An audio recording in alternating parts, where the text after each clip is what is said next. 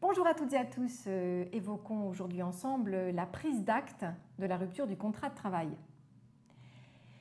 La prise d'acte, qu'est-ce que c'est? C'est une forme de rupture qui n'existe pas dans le Code du travail, ou quasiment pas. C'est une forme de rupture qui a été imaginée par le juge judiciaire et essentiellement par le juge de la Cour de cassation qui a donc créé une forme de rupture du contrat de travail complètement autonome pour permettre aux salariés, le cas échéant, de s'extraire d'une situation de travail délicate. On va voir donc dans quelles conditions. Voyons l'histoire de Rosa qui a encore besoin de vos lumières. À la suite d'une visite médicale, le médecin du travail a interdit à Jeannette, une amie de Rosa, le port de charges lourdes de plus de 15 kg. Or, l'employeur de Jeannette continue de manière habituelle à lui faire porter des charges d'un poids excessif. Et donc cette situation nuit gravement à l'état de santé de la pauvre Jeannette. Bien conseillée, cette dernière souhaite notifier à son employeur par un courrier recommandé la rupture de son contrat et donc elle souhaite saisir le tribunal. Et elle se demande si elle devra effectuer un préavis. Donc elle en a parlé à Rosa qui n'a pas compris grand-chose mais qui lui a dit qu'elle allait vous en parler pour justement en savoir plus sur cette forme de rupture de son contrat. Voilà donc une forme que peut prendre la prise d'acte de la rupture du contrat. On va donc y revenir et décrypter un petit peu tout ça. Quelle est la définition de la prise d'acte de la rupture du contrat? Il s'agit donc d'une rupture du contrat de travail à l'initiative du salarié, mais liée selon lui à une faute de l'employeur. Le salarié doit saisir le juge lorsqu'il est dans cette situation pour lui demander de reconnaître que la rupture du contrat est liée à une faute de l'employeur. Et à partir de là, si le juge estime que les griefs que le salarié invoque à l'encontre de l'employeur sont valables, la rupture produira les effets d'un licenciement. A l'inverse, si le juge estime que les griefs qui lui sont apportés par le salarié pour justifier la faute de l'employeur ne sont pas suffisamment importants pour valider donc une prise d'acte au tort de l'employeur, dans ce cas-là, la prise d'acte produira les effets d'un licenciement abusif. Je vous ai tout dit, ou quasiment.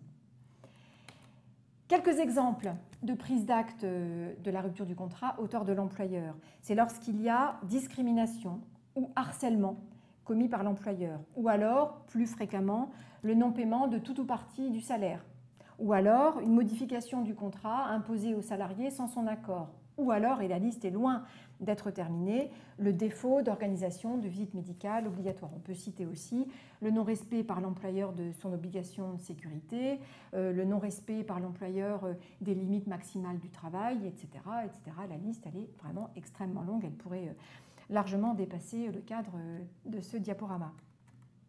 Quelle forme doit prendre la prise d'acte? Vous avez compris, c'est une forme purement jurisprudentielle, il n'y a aucun formalisme particulier, en tout cas il n'y a rien dans le Code du travail, et donc aucun formalisme n'est imposé aux salariés. Maintenant, il est certain que si le salarié veut faire valoir la prise d'acte, il faut quand même qu'il manifeste clairement à son employeur qu'il y a rupture du contrat pour telle ou telle raison et qu'il saisit les prud'hommes.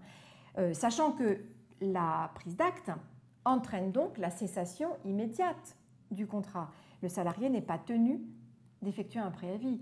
Pour prendre un exemple, mon employeur ne respecte pas les conditions de sécurité applicables dans certains cas à mon poste de travail et donc à un moment, j'en peux plus et donc je fais une prise d'acte au tort de l'employeur. Autrement dit, je cesse mon travail en disant à mon employeur, je fais une prise d'acte de la rupture de mon contrat, mais vous le faire par écrit tout de même et dès le lendemain, ou le plus rapidement possible, je vais voir les prud'hommes en leur disant, je voudrais que vous reconnaissiez que mon employeur commet des fautes à mon encontre et je précise lesquelles.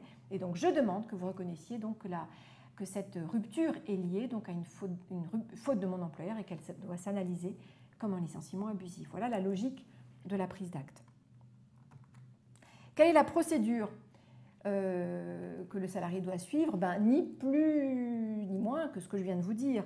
Le salarié donc va saisir les prud'hommes qui doit statuer. Alors c'est le seul point qui est intégré dans le Code du travail par rapport à cette forme de rupture. On nous dit que les prud'hommes doivent statuer dans le délai d'un mois suivant sa saisine. L'affaire arrive directement en bureau de jugement, on ne passe pas par la conciliation et donc normalement les prud'hommes doivent se prononcer donc très rapidement dans le délai d'un mois. Et à partir de là, le juge décide, donc au vu des éléments qui lui sont apportés par le salarié, au vu des griefs que le salarié va amener par rapport à ce qu'il estime être des fautes de son employeur, le juge va nous dire si la rupture est justifiée par des manquements suffisamment graves pour empêcher la poursuite du contrat de travail. Et dans ce cas, on va nous dire que la rupture produit les effets donc, d'un licenciement abusif. Ou alors, les juges vont nous dire que cette rupture, que la prise d'acte n'est pas justifiée parce que les manquements amenés par le salarié au juge ne sont pas suffisamment graves. Et dans ce cas, la rupture produira les effets d'une démission. Vous comprenez bien que dans un cas ou dans l'autre, les conséquences pour le salarié ne vont pas être les mêmes. Si la rupture produit les effets d'un licenciement abusif, le salarié aura donc droit à des indemnités de licenciement abusif, l'indemnité de préavis, etc. Donc il va quand même être indemnisé par l'employeur, comme si ce dernier l'avait licencié sans cause réelle et sérieuse. À l'inverse, si les griefs du salarié ne sont pas suffisamment tangible et que le juge estime qu'il n'y a pas de faute qui puisse être reprochée à l'employeur à l'appui de la rupture, dans ce cas, elle produit les effets d'une démission. Ça veut dire quoi? Ça veut dire que le salarié, il aura ses yeux pour pleurer. Concrètement, il va être considéré comme ayant démissionné de l'entreprise et donc il pourra même parfois, si l'employeur se retourne contre lui, être obligé de payer à l'employeur une indemnité de préavis non effectué.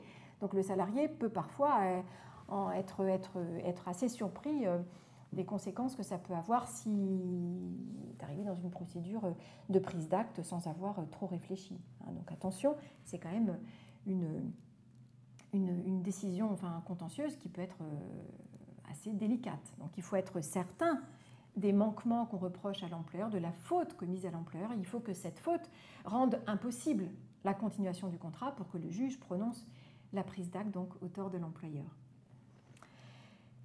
Voilà ce que je voulais vous dire sur la prise d'acte. Donc on peut, je pense, maintenant répondre à la situation donc évoquée par le cas pratique et l'amie de Rosa. Donc l'amie de Rosa, Janet, elle a été bien conseillée, elle a compris cette forme de rupture. D'ailleurs, elle en parle.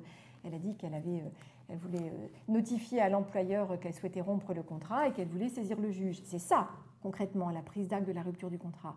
Mais alors, la question supplémentaire posée par Janet, c'était de savoir est-ce qu'elle doit un préavis à son employeur. Donc elle veut faire une prise d'acte, donc elle veut rompre le contrat en invoquant donc, le non-respect par l'employeur de ses obligations en matière de sécurité, parce qu'on est en plein dedans. Et elle se demande, la pauvre, si elle doit respecter un préavis. Bon. Qu'est-ce que vous en pensez? Est-ce que Janet doit respecter un préavis par rapport à sa volonté de rompre le contrat dans le cadre de la prise d'acte?